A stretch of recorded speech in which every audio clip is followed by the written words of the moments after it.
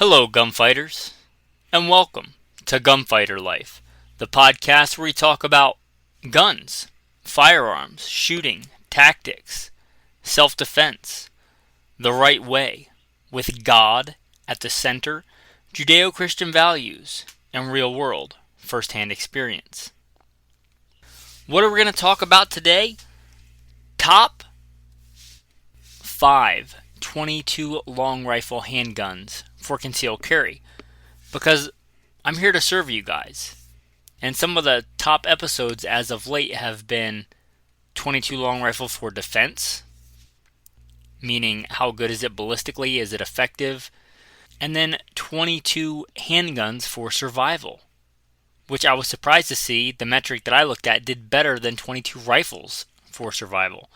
So .22 handguns seem to be a hot topic, and again, I'm here to serve you. So with the training and experience that God's blessed me to have, I'm going to try and serve you today. Talking about the top-rated defensive and or C.C.W. handguns in .22. On that training and experience, I'm going to plug in the bio, and then we'll get into the main topic. First and foremost, I am a Christian. That is number one in my life, serving God, following Jesus. Combat veteran, served in the United States Marine Corps and the Army. Also law enforcement veteran, private contractor, state rifle and pistol champion. Professional big game hunter and guide. If you feel called to support, check out Patreon. There should be a link in the show notes. With that, I am your host, Michael Milito, and I am blessed to serve you today. Now, I did a whole other episode on .22 for defense. Before you start railing on this episode, if you haven't listened to that one, you might want to listen to that one first. I am not telling you that .22 long rifle is the best defensive caliber. I'm not telling you it's the best C.C.W. caliber. What I am stating is that people buy .22 handguns and carry .22 handguns for defense. Instead of just thumbing your nose up at that, or us as the gun collective thumbing our nose up at that, let's embrace all shooters. And I think a lot of new shooters wisely would be served going to a .22 first. And until the point where they progress, that .22 handgun may be their only handgun. So let's embrace the gun community. Whether that's a freckled-faced kid running around on a farm getting his first .22, or the purple-haired barista at Starbucks with 27 piercings. There's a lot of new kinds of people coming into the gun community. If we want to maintain the right guaranteed by the Second Amendment, it behooves us to welcome new shooters and help them. And I think .22 is a wise place to start. And although I'm not telling you .22 is the best defensive caliber by far, what I am telling you is it's certainly better than not having a handgun. With that, let's talk about what are, in my opinion, my experience, the best .22 handguns for defense. I'm going to start out with one that I couldn't even fathom how many rounds I've had through. Smith & Wesson M&P 22. They used to make a full-size, that's what I have, because I used to compete with the Smith & Wesson M&P, and I had the full-size 22, analogous to that for training, which is a great thing I would encourage you to do. A gun like that will probably pay for itself if you shoot quite a bit. But I can't even fathom how many rounds I've had to that M&P 22. It was given to me by a dear friend and fellow gunfighter. I don't know a lot of true, actual gunfighters. I consider him to be one. He is no longer walking this earth. But he gave me that gun. And I still have it, and I still train with it. It's in my range bag. It's one of the guns I often take out. The Smith & Wesson M&P 22.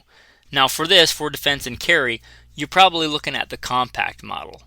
But either way, one of the great things about the Smith & Wesson M&P 22 is it's very similar in form and function. The compact one, very similar to like a Smith & Wesson Shield, which is a great carry gun. In fact, when I talked about kind of the development of concealed carry since the 1990s, the Smith & Wesson M&P Shield kind of revolutionized what you could have as a carry gun.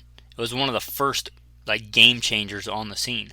Well, they make that similar size gun in a 22, and you're going to get less recoil. And I know they make the Smith & Wesson EZ in a 380 and a 9mm, but you get a lot more recoil, and the ammunition's more expensive. So for somebody just getting into it, they want to get into it, they want to try, they want to practice, or they want something analogous to that gun they already have, the Smith & Wesson Shield or the Smith & Wesson full-size M&P. The Smith & Wesson M&P 22s are fantastic. The good thing about those is, since the center fire counterparts are pretty common, getting a good defensive holster, C.C.W. holster, whether you want inside the waistband, outside the waistband, leather, Kydex, going to be really easy to get a holster for that actually fits that gun. I would advise against, I know not a lot of new shooters do, but I would advise against like a one size fits most handgun holster. And the ability to get good holsters for this, because concealed carry is a system, right? It's not just a gun. A lot of people just focus on the gun. It's primarily, I would say, focus on the ammunition and the bullet, because that's what's going to get the work done. And then the handgun, the magazines, the belt, the holster, all that works together. You could have a fantastic gun and a horrible holster, horrible belt. Thing slides all over the place. When you go to draw it, it's in a different place every time. Your draw is inconsistent and slow and inaccurate. It's a system. So the ability to get good common holsters for this gun, I think, gets it on the list. And the fact that the standard ones have good ergonomics and the 22 versions of the M&P have good ergonomics. So really a good solid choice in the Smith & Wesson M&P 22. Especially if you're getting this for a training gun for yourself, or you're getting it for somebody else, a family member, or somebody you're giving it as a gift to. You want to bring them into the firearms fold, and you're hoping they'll progress to something else, and you want them to be familiar because it loads the same way, the slide works the same way. So if they get familiar with the operations, loading, unloading, emergency reloads, tac reloads, with that, it's going to be a very smooth transition if they get something pretty similar. The next one I'm going to talk about. I carry a full-size fighting handgun day to day as my C.C.W. most of the time. There are days when I don't. There are days I go to like an ultralight EDC, but in general I carry a full-size fighting handgun. If you're talking about this is your primary carry gun and you decide for whatever reason to carry it in 22, instead of getting a gun, the Smith & Wesson M&P 22s are great, but instead of getting a gun that was designed as a centerfire and then getting the version of it in a 22, I would say get one designed from the ground up to be reliable and effective with a 22 long rifle cartridge. Because you're dealing with a much smaller cartridge, you don't need that whole reciprocating slide and locking system. So something designed from the ground up, like a Ruger or a Buckmark. I'm going to focus on the Ruger. I think it has better ergonomics. The Ruger Mark IV 2245 Light, to be very specific. Any of these, the Ruger Mark 1, 2, 3, or 4 are all good guns. The Mark IV is much easier to clean. If you've ever cleaned one of the older versions, it can often be an exercise in frustration, especially trying to get it back together. If that doesn't bother you, those versions are fine. I recommend the 2245 version because the other versions, while very good and accurate, have a pretty extreme grip angle. And if you want continuity of training, you want to be able to pick up other handguns and have a smooth transition. The 2245 has very similar ergonomics to a 1911, and in my opinion, 1911s have fantastic ergonomics. And a lot of other guns share that same grip angle. And why the light? Well, because it's a lot lighter if you're going to carry it. It's still a big gun. However, it's light. It's a lightweight gun. The kind of a pencil-thin steel barrel, which is pretty much all you need for the 22, wrapped in, I believe, an aluminum shroud for a bull-barreled handgun that's pretty light and very accurate and very reliable because it's designed from the ground up. It doesn't have a slide that moves back and forth. It has a bolt inside. In my opinion, a better system, less movement of that gun while shooting. Also, really accurate because it has fixed sights that are fixed to the barrel, and they don't reciprocate. Also, since it's a solid top, not like a conventional handgun that doesn't move back and forth, really easy to mount optics on. Really easy. So if you were going to carry a full-size 22, I would really recommend the 2245 Lite. If you were looking at a good, reliable, full-size 22. Let's say that's going to be your carry gun. And size really isn't a big issue, but you want something reliable, I absolutely would recommend that. Now, not all people that conceal carry semi-automatic handguns. Many carry revolvers. I mentioned my ultralight EDC. For me, that's a 5-shot 357 Magnum 360 PD. Fantastic gun. I am a fan of revolvers for a lot of things. They have a lot of advantages. I'm not saying they're better. I don't carry one most of the time, but they do have their advantages.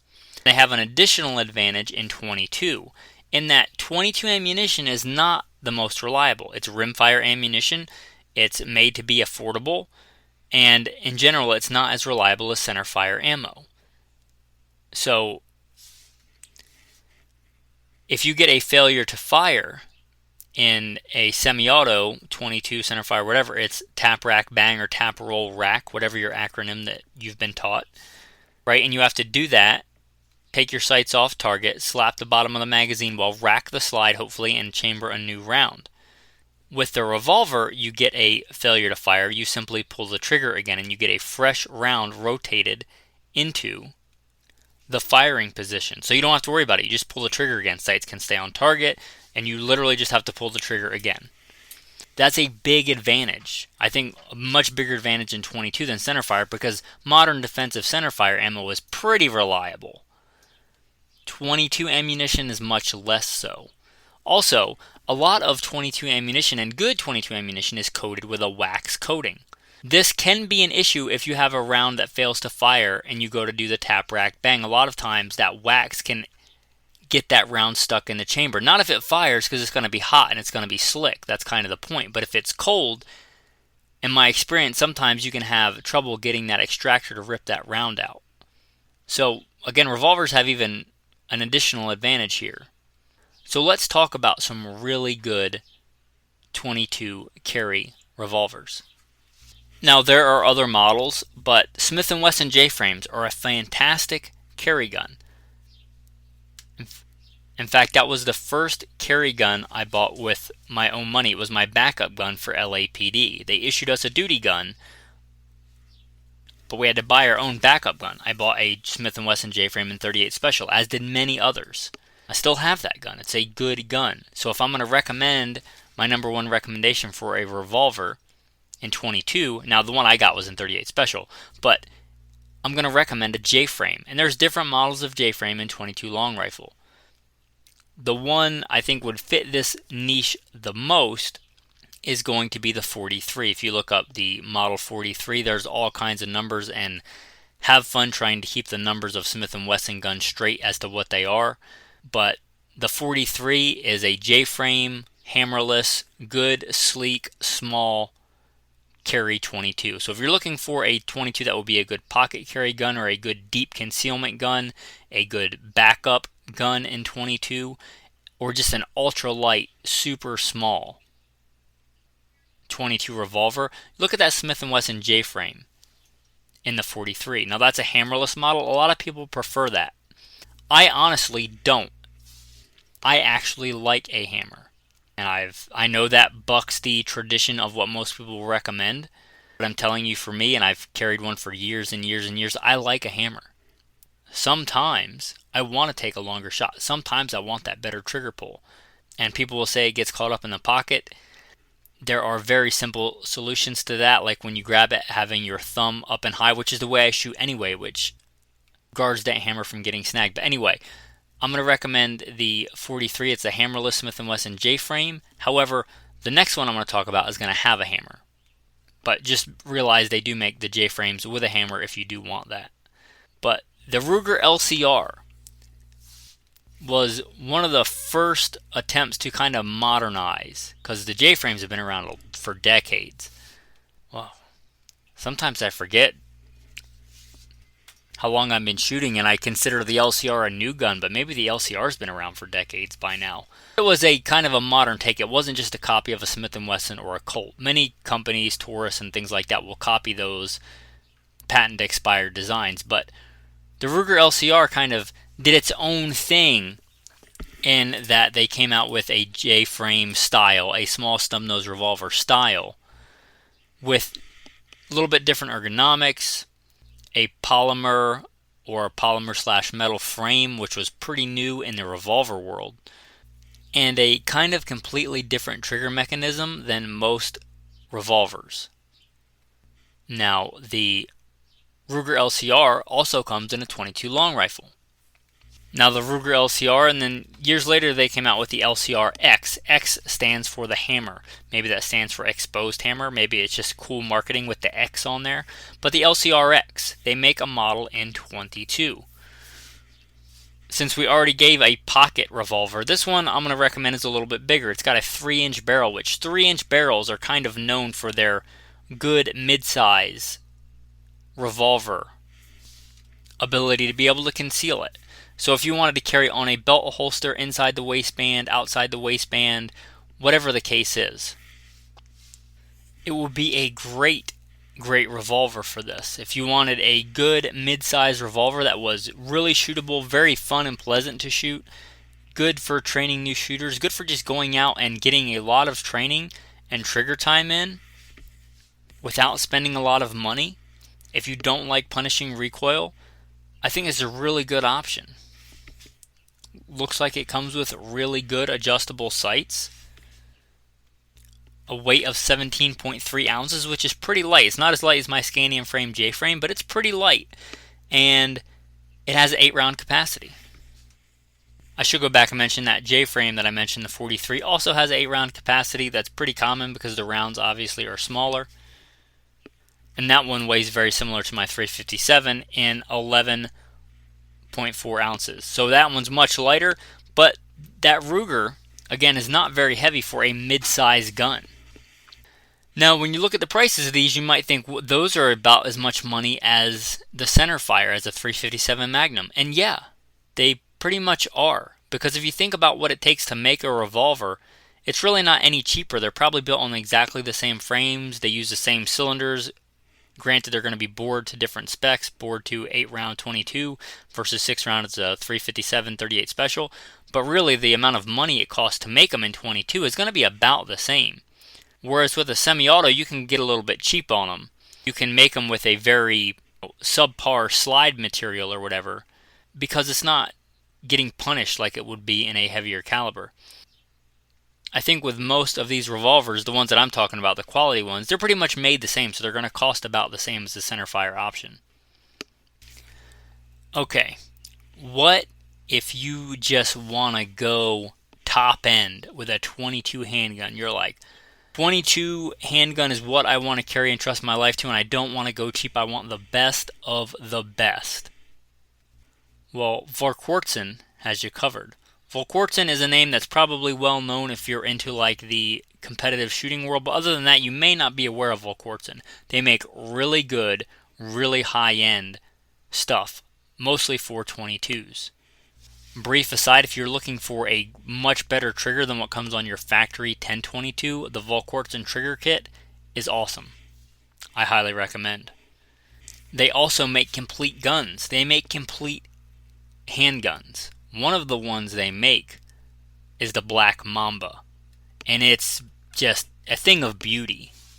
It's like the McLaren of 22 handguns, or the 60s era Shelby Cobra, whatever your taste is. It's a strikingly good looking, well built 22 handgun. Now, these are loosely based on the Ruger design, which we already talked about, which I think, in my opinion, is the best 22 handgun design. These are kind of that made to a different level of quality and craftsmanship, kind of like going from like a Chevy GMC to like a Cadillac. So if that's what you're looking for, they make one called the Mamba Mini. If you've ever felt a trigger, like a Vorkwartzen 22 trigger, it is superb. It's maybe one of the only triggers that could rival a good 1911 trigger. They are phenomenal triggers. As you might expect, the Mini Mamba is going to come with phenomenal iron sights, really good iron sights. It's going to come with a rail on it already for mounting an optic. And remember I said that design where nothing moves in relation to the barrel, like the sights are fixed to the barrel and the optics mount is affixed to the same upper end barrel. It lends itself to crazy accuracy. So if that's what you're looking for, speed, accuracy, the best of the best in a 22 handgun, they do make the Mini Mamba, and it's really, really cool. If you said, for whatever reason, you have to carry a 22 handgun, like you have to carry it, there's some new, and let's hope this never happens, but they're doing something where all detachable box magazine semi-auto firearms are banned. Center fire, but you can have a rimfire. So I had to carry a rimfire handgun for defense, and it was going to be my one, like my primary and maybe my only defensive handgun, and it had to be in 22. If I were blessed enough to have it, I would not feel bad about carrying this gun. It is a phenomenal handgun. You might be thinking that I forgot one, but I don't think I have, and that would be the new C.C.W. that's kind of loosely based on their 365. You might think that would be a shoe-in. However, it does not meet one of the criteria that I have preached to you guys about before. Don't be a beta tester in a gunfight. My general rule is I like for a model to be out for 3 years before I'm going to trust my life to it. If it has issues, and many guns do, whether it's Glock or SIG or Smith & Wesson, many of a new model coming out can have issues. Give it a couple of years to work that out. Once that model has been established, if it doesn't have any issues, reliability, safety, anything like that, after that 3-year period, then yeah, put it on the list. But as for now, I don't think it meets the criteria that I would like for a 22 defensive carry gun. With that, the tactical tip of the day. And if you're not a 22 person, I'm going to give you a tactical tip that has nothing to do with 22. Shotguns. If I'm talking about a survival gun and I had to pick one long gun, it's going to be a shotgun if there's no other caveats. What if you have only birdshot? That's all you have on you, that's all you could get because you weren't paying attention and the economy collapsed or whatever the case is. And you can get a case of birdshot, but that's it. But you need to maybe hunt larger game or use it for defense. There's a thing called a cut shell and a waxer slug. The cut shell is easier to make. I would practice this before it was an emergency to make sure you could do it and that it would work in your gun. But basically, if you hold a shotgun shell, most of them up to the light, up to the sky, you might be able to see where the wad is. If you don't know, generally there's a shot cup that holds the shot, especially if it's bird shot, and then there'll be a wad, and then there'll be the brass. Where that wad is, you want to cut around that shell almost all the way, leaving just a little bit, maybe a quarter to an eighth of an inch on each side, with a pocket knife, a razor knife, whatever, so that when you fire, instead of the front of that shell opening and all the shot traveling down the barrel in the shot cup, the entire front end of that shot shell travels down the barrel and should stay together until it hits the target, and at which point it will disperse. But if you had to use birdshot for defense, I don't recommend it. I'm not one of those people that tells you that that's a good idea, but if that's all you had and you wanted a more effective or a longer range thing, know that cut shells are a thing. A couple of caveats: try this before it's an emergency. They may or may not work in pumps or semi-autos depending on how you cut them. Also, I would not use these through a full choke, maybe even a modified choke. I would use these through a cylinder bore. This is probably certainly not recommended by any manufacturers. If you hurt yourself or somebody else, it's your fault. But it is a thing that can be done. Next thing I'm going to talk about is wax slugs. If you look at the top of the shotgun shell, there's a crimp. You can open that crimp up, and something as simple as candle wax, old crayons, whatever it is, you can melt those and pour those down in there in the spaces between, because spherical balls don't stack perfectly. In a cylinder, there's gaps in between. You can fill those gaps with the wax and let it cool, and then you have you may have heard these referred to as like a waxer, a wax slug. But basically you've held them together so that when they travel down the barrel, they hopefully stay in one piece, in one big projectile until they hit the target, at which point they'll disperse.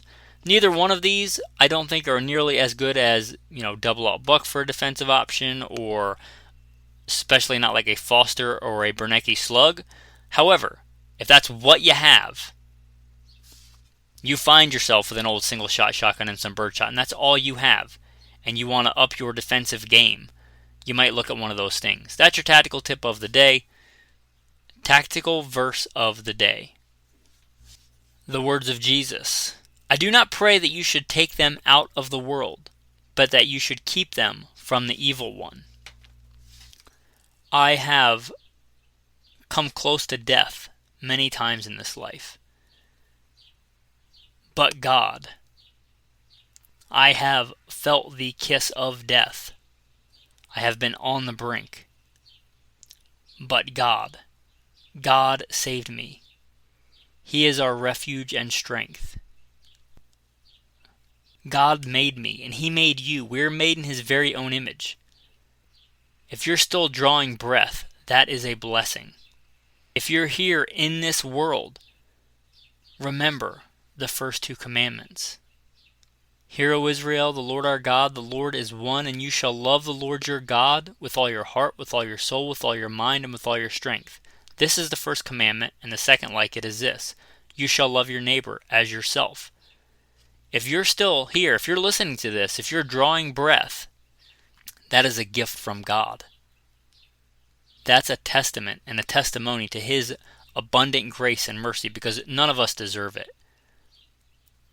And while we're in this world,